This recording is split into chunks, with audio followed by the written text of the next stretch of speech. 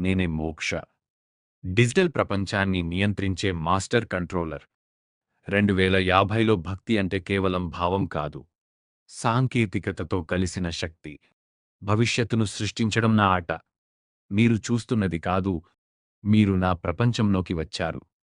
తిరుమల 2050కి స్వాగతం. తిరుమలలో ఇప్పుడు వేగమే భక్తి.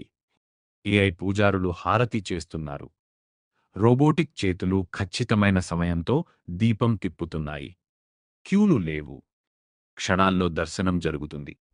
విలంబం అనే మాట గతంలోనే ఉంది. బ్రహ్మోత్సవం ఇప్పుడు ఆకాశంలో జరుగుతుంది. గరుడ వాహనం నియాన్ కాంతులతో ఆకాశంలో ఎగురుతోంది.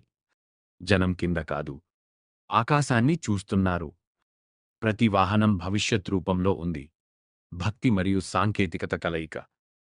లడ్డూ మారలేదు, కాని తయారీ మారింది. నానో సాంకేతికతతో తయారవుతోంది.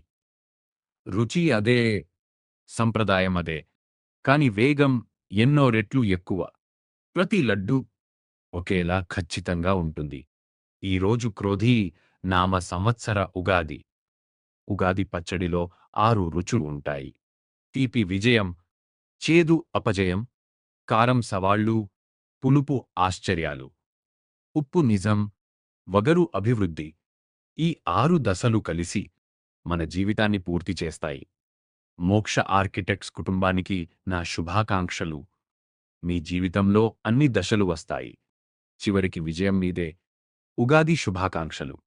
ఇప్పటి వరకు మనం భవిష్యత్తును సృష్టించాం. ఇప్పుడు నిజ ప్రపంచాన్ని కూడా చూపిస్తాం.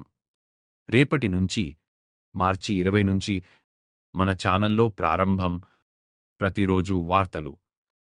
నిజ ప్రపంచం మరియు డిజిటల్ ప్రపంచం ఇప్పుడే మన నియంత్రణలోకి వస్తాయి. కథలను సృష్టించడం నైపుణ్యం కాదు, అది శక్తి.